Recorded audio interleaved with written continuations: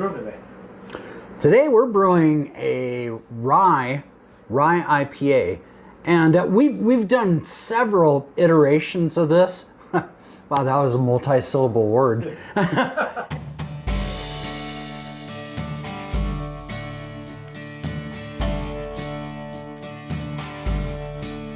We haven't brewed this since 2017. It's been 5 years. I think both of us came to the understanding it wasn't something that we were satisfied with. So we put it on the shelf until we could come up with some inspiration.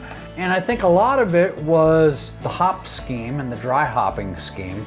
We learned how to double dry hop with the West Coast IPA. And I think there's no turning back now. We're using different hops with the same method, which I think, seemed to me to be perfect for this Rye IPA. But the other thing is that I changed the malt on it. We scaled back the malt recipe and made it a little bit more heavy on like the oat, the mouthfeel, the rye. Of course, we bumped up the frickin' rye. And so it should be a much drier IPA. It should be one that has a fuller mouthfeel and hopefully has a nice thick head on it. We'll find out. The rye has traditionally thrown everybody for a loop. I think when people think of rye, they think of rye bread.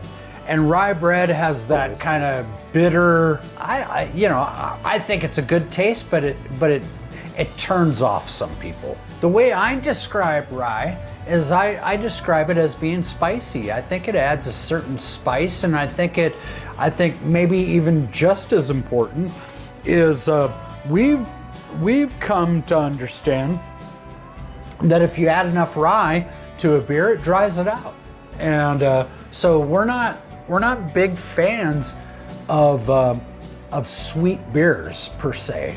All beers have a certain amount of sweetness to them. Right. Yeah, on the Belgians, we're going 10.2 or whatever, about the same as what we're going with the Rye IPA. You're adding basically sugar right at the end of the boil. It takes a lot of sugar. It takes a lot of Anywhere sugar, you can man. find sugar, we collect it, we throw it in there. It's true. Table sugar goes in there. It gets a lot of, sugar. Well, the difference between that is that we're going all grain with this. And so what it means is we have a very full kettle, because going 10% when you're using nothing but grains, we've got, I think our capacity on our kettles is about 15 gallons, maybe a little bit more, and we're using every fraction of an inch. Yeah, it's to the brim. Yeah, it's as full as we've ever filled these things. We're using a lot more grain to get a lot more sugar. Yeah. So yeah, and that's the whole trick to the thing, is getting sugar. Where you get it from, whatever, man. But you still get plenty of sugar from grain as well, and that comes out in the flavor. I just put the lid on, man. It's gonna end up overflowing on you. Because when we sparge it, it's gonna be fine anyways, man. It's gotta. Just gonna get it a little wet. We lost a little bit of freaking mash though there. Oh, that's on you, because you were talking to me while I was brewing. No. Or while I was stirring. It's full. Oh, that's pretty close. That's about as full as I've ever seen. Yeah.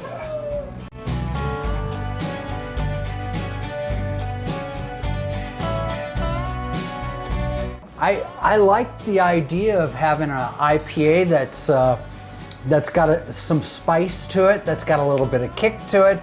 I always envisioned it as being a higher alcohol percentage. This one is going to come out around 10%, which is pretty good for any IPA. Yeah, and but the nice thing about the rye is the rye plays well with freaking high alcohol. It just does. Dude, we back up Google. She's a goofy one. Hey Google, how much time is left on the timer?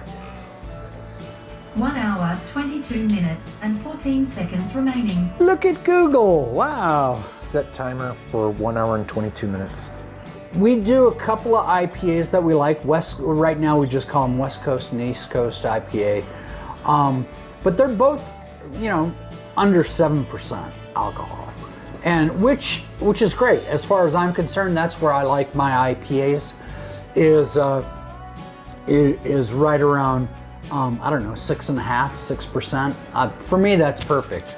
And, but then there's the Imperial, which we have tasted some 10% Imperials that we were absolutely gaga over. Yeah. And, but unfortunately they didn't continue, and they don't, they brew them still, but they're not the same recipe and they just don't taste the same. 10 minutes. Yeah, it's not going to get to 180. Well, the thing is we've got a sparge, and that takes a while anyways. That's going to be at least an hour or so. The Imperial part of it, the Imperial IPA, just basically designates that it's a higher alcohol. I think that we need an Imperial IPA in our arsenal, but I think it needs to be, it needs to have the rye, I think. Who makes a rye IPA that you're kind of comparing yourself to? I don't see a lot of them.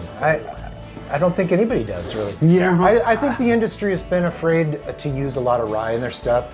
And if people actually, if they actually do put rye in their stuff, I don't know how many of them actually tell you that they're putting rye in it necessarily. Reuben's was the big one with the rye. For me, the rye's been kind of the elusive one. And as far as IPAs go, we've done well with the ryes on the red, on the porter, on the black rye, the rye, we've made good use of the rye, but generally with, with things that tend to lean towards the darker side. Oh, and I picked up a book on brown malt just to see if I could get some pointers, but hopefully it's not one of them books where it's almost all common sense stuff. I have read a couple books like that. This is our Rye IPA, and we basically let this age for about 3 weeks, and then we dry hopped it for a few days. We did the second dry hopping, I should say. Fruitalicious. That's right. Good stuff, Maynard. I'm very happy. I think the rye is on the right track. The double dry hopping really helped it. Yeah, the double dry hopping, I think, really is what has helped this beer especially. Yeah, but it's nice. You get this sweet that kind of beginning, and then the hop last toward the end. Yeah, the hops. Yeah, you do. The hops, and I think the rye has a lot to do with that as well.